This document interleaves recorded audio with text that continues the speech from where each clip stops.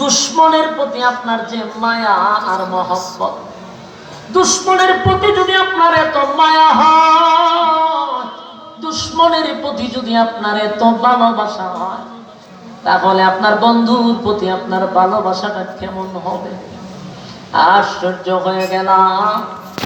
ভুল করছি, অন্যায় করছি, বুঝতে পারি না। আজকে হাজার হাজার সাহাবীদের সামনে আমরা আপনার হাতে কালেমা পড়ে ঈমান আনছি।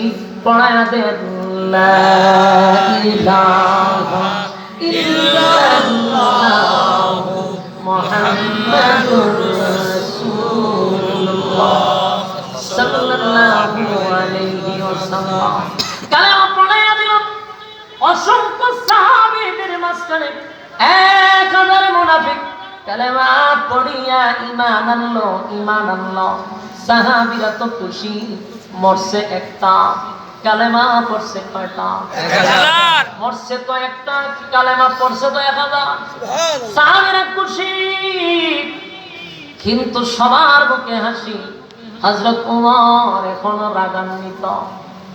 ওমরের মনটা এখনো খুশি হয় না। ওমরের সিদ্ধান্ত হলো, এত বড় মুনাফিক, তার ছাত্ররা পর্যন্ত সাক্ষী দিল সে যে টাটকা মুনাফিক। কেমনে রে আমার নবী যাই না, এত বড় মুনাফিকের জানাজা পড়ল। হযরত ওমরের মনটা বেশি খুশি না। কিছুক্ষণ পরে খলিফাতুল মুসলিমিন হযরত ওমর তাকায়া দেখে আল্লাহর হাবিব ওই মুনাফিকের লাশের পিছনে পিছনে নবী হাঁটতেছে। ওমর আশ্চর্য হয়ে গেল, ঘটনা কি? নবী আমার কোথায় যায়? হঠাৎ করে তাকায়া দেখে পয়গম্বর মুনাফিকের কবরের সামনে দাঁড়াইছে।